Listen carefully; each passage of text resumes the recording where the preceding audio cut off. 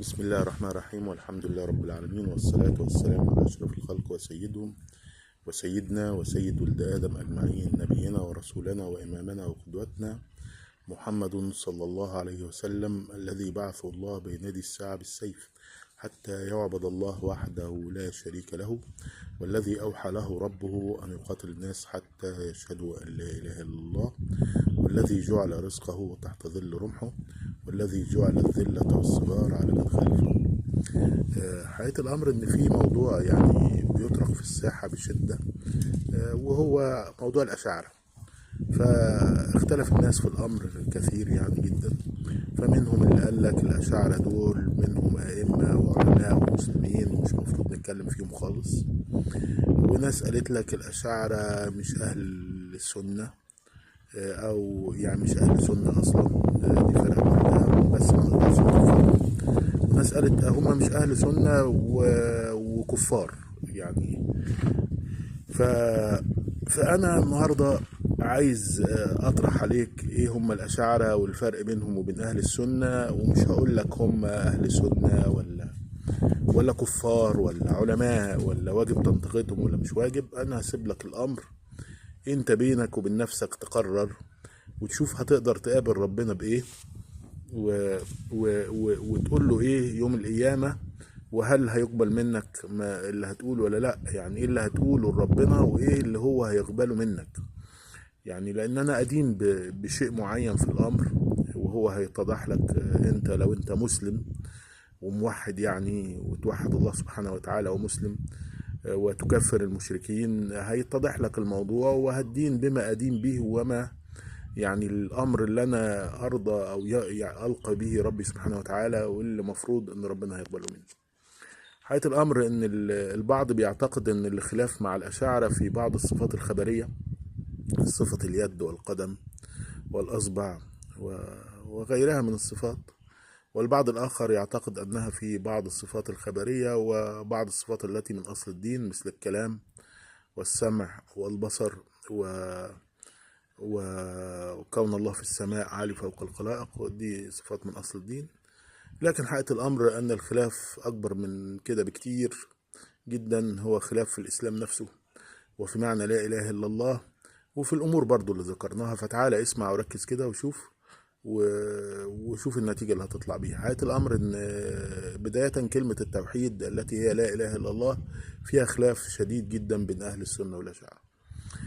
قبل ما استطرد في الحديث، الكلام اللي بقوله عن الأشاعرة ده هم كاتبينه في كتبه، أنا مش مفتري عليهم يعني ولا مستشف، هم بيكتبوه بصراحة في كتبهم أئمتهم، وأنا مش هذكر اسم أئمة من أئمتهم، أن تبحث وشوف يعني.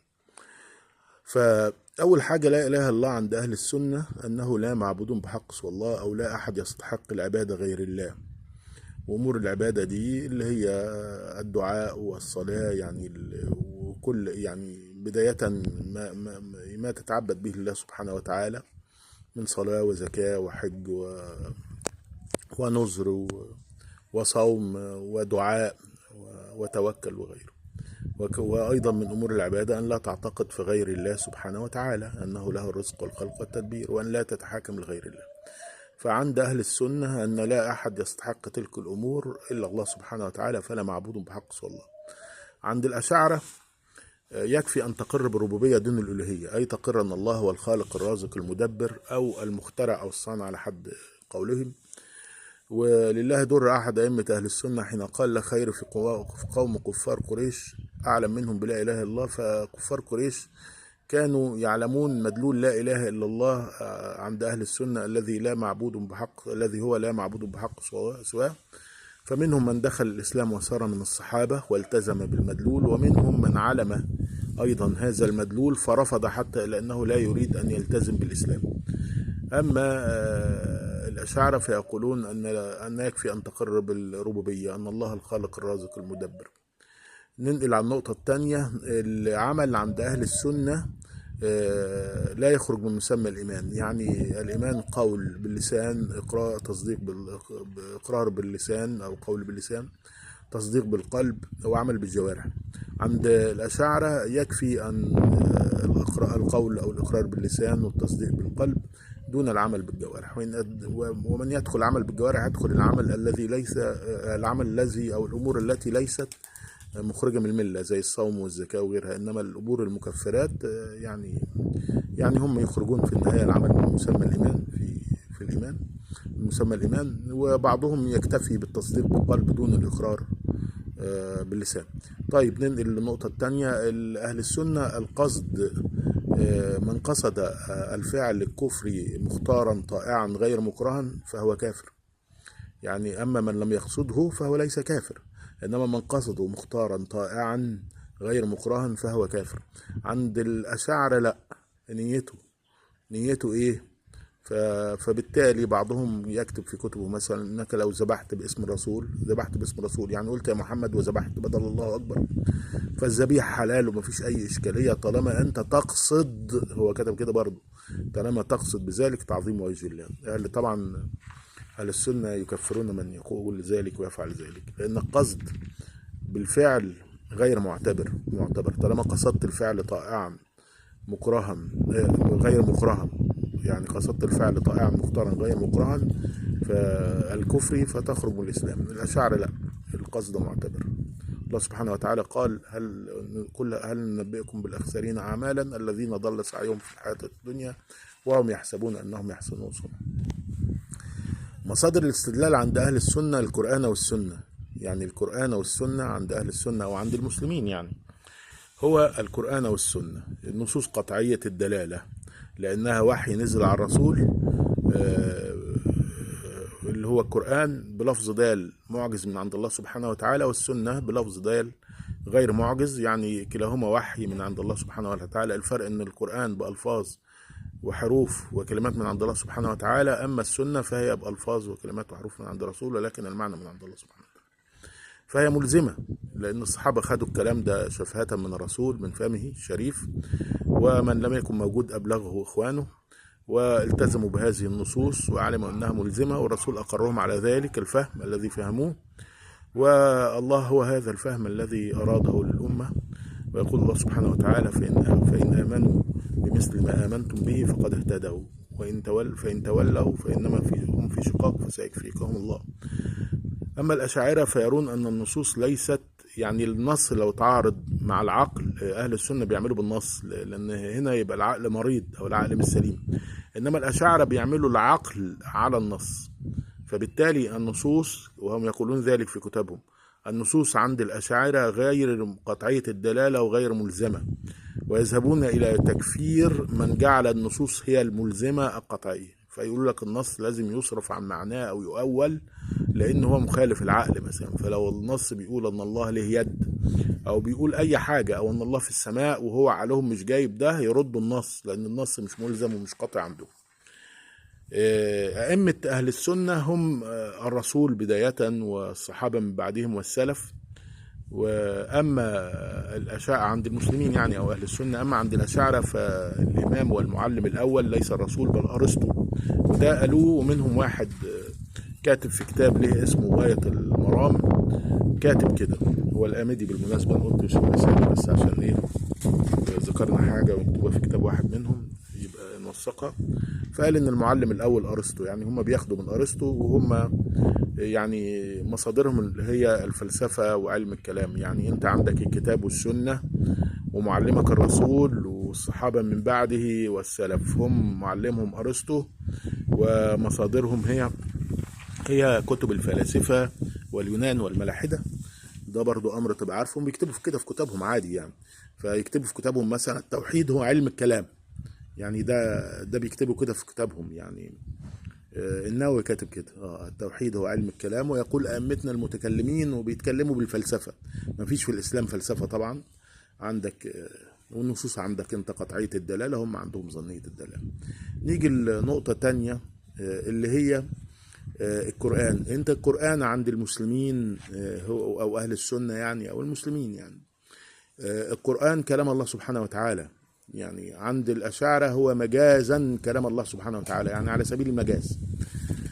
فاحنا عندنا القرآن ده كلام الله بحرف من الله والله يتكلم، اما هم لا، فالقرآن ده كلام الله النفسي، لان الله ودي هنجيلها لا يتكلم عندهم الههم ابكم. فالقرآن عندهم سليم كلام الله على سبيل المجاز أو كلام الله نفسه ما أراده الله سبحانه وتعالى أن يقول وليس كلامه. أما أهل السنة فيقولون أن هذا كلام الله سبحانه وتعالى. وبالمناسبة نأتي لصفة الكلام، فالله يتكلم بحرف وصوت. رسول قال لا تقل ألف لام ميم حرف ولكن ألف حرف ولام حرف. كما أن الله الرسول صلى الله عليه وسلم قال أن الله سينادينا يوم القيامة بصوت يعني نسمعه. وربنا قال نادى موسى عليه السلام وقال إنه كلم موسى تكليما. عند الأشاعرة لأ، ما بيتكلمش إله أبكم، والقرآن كلام الله مجازا وكلام الله نفسي. يعني في النهاية القرآن بيلف ويرجع لكلام المعتزلة أن الكلام الله مخلوق.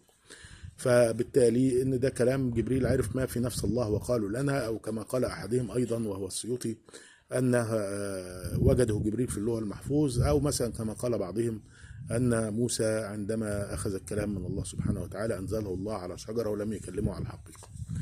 دي برضو نقطه. النقطه الثانيه ان الله عندهم يعني هم بيقروا 7 صفات منهم فقط ويلغوا بقيه صفات رب العالمين. فبيلغوا. طبعا انت لو شايف ان الصفات دي موضوع هينه تبقى انت جاهل بالدين وبالتوحيد وبالاسلام وراجع دينك، لان صفات الله من توحيده. يعني بتكلم في التوحيد عشان ما حدش يقول لك ده كلام والامه وغزه والسودان واللي بيجرى. انا بكلمك من السودان عندي يعني.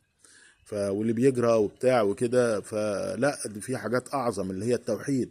كل ده شيء يضايق وشيء مش حلو واضطهاد المسلمين، انما ده بكلمك في التوحيد. يعني أنا بكلمك في التوحيد، فالصفات الله سبحانه وتعالى من توحيدي. أكيد لا إله إلا الله والالتزام بها أهم من أي حاجة. فهم بيرجعوا يثبتوا 7 صفات منهم الكلام والسمع والبصر، ويقولوا الكلام زي ما قلته لك، ويجوا على السمع والبصر ويقولوا سميع دون سميع دون مسمع، بصيرة دون يعني ولا بيسمع ولا بيشوف في النهاية، مجرد كلام يعني. طيب فهم ودي من صفات على فكرة الكلام والسمع والبصر. وجود الله في السماء من صفات الفطرة ومن أصل الدين لا تستلزم خبر. طيب نيجي نشوف، يبقى ولا بيسمع الله سبحانه وتعالى ولا بيبصر ولا بيتكلم ولا في السماء. ومن قال الله في السماء يكفر، يعني هم بيكفروا من قال الله في السماء. وبالتالي هم يعني لو تتأمل جيدا الرسول صلى الله عليه وسلم سأل الجارية أين الله فقالت في السماء، فقال ضعف أنها مؤمنة. هم طبعا بيقولوا الحديث تأويلات عجيبة ومش وقته يعني وشرحه. فالله عندهم ليس عالي فوق الخلائق بل موجود في كل مكان. وكما قال عبد الله المبارك إذا كان الله موجود في كل مكان رضوان الله على عبد الله المبارك فلما الملائكة تحف حول العرش؟ تحف في كل حتة. وكما قال الإمام أيضا سعيد ابن أبي سعيد الدارمي، عثمان أبي سعيد الدارمي، ردا على بشر المريسي: كيف يكون بشر على التوحيد وهو لا يعلم أين، كيف يكون بشر على التوحيد وهو لا يعلم أين وجده، يعني ما يعرفش ربه فين. وده رد على اللي بيقول ازاي واحد يقول عن النووي مات من غير ما يعرف ربنا. ما هو لانه هو برضه بيكفر اهل السنه اللي بيقولوا الله في السماء وبيقولوا الله ليس في السماء. فبرضه ادي ائمه اهل السنه قايلين على بشر المريسي. فينكرون ان الله في السماء ويكفرون اهل السنه الذين يقولون ذلك، او الذين يقولون الله لا يتكلم او ان الله لا يعين. كذلك ينفون عن الله صفه اليد والقدم إلى آخره، وينفون على صفة أن الله سبحانه وتعالى على الله سبحانه وتعالى أنه استوى على العرش أو قعد على الكرسي كما قال بعض من السلف والصحابة، ولم ينكر الباقين عليهم ذلك. وكذلك بل أقرهم يعني. وكذلك ينفون أثر مجاهد أن الله سبحانه وتعالى سيجلس الرسول معه يوم القيامة على العرش. طيب تعالى بقى أنا أقول لك كمان شوية حاجات كده. هم بينفوا أن الله يرضى ويضحك ويفرح، يعني ينفون بقى صفات الله سبحانه ويغضب. ينفون يعني هم يعبدون الوهم ويعبدون العدم، يعني لا شيء خالص. يعني أنت ركز كده وشوف كده، وأنا عايزك بقى تسأل نفسك هل القوم دول تعدهم من المسلمين ولا ايه؟ هو ده السؤال، وانت ممكن تجاوب على نفسك.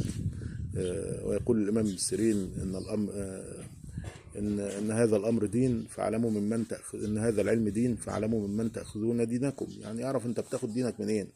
مفيش حاجه اسمها ما تتكلمش في فلان وعلان. يعني انت دلوقتي واحد بيلحد في دين رب العالمين انت مش هتتكلم فيه.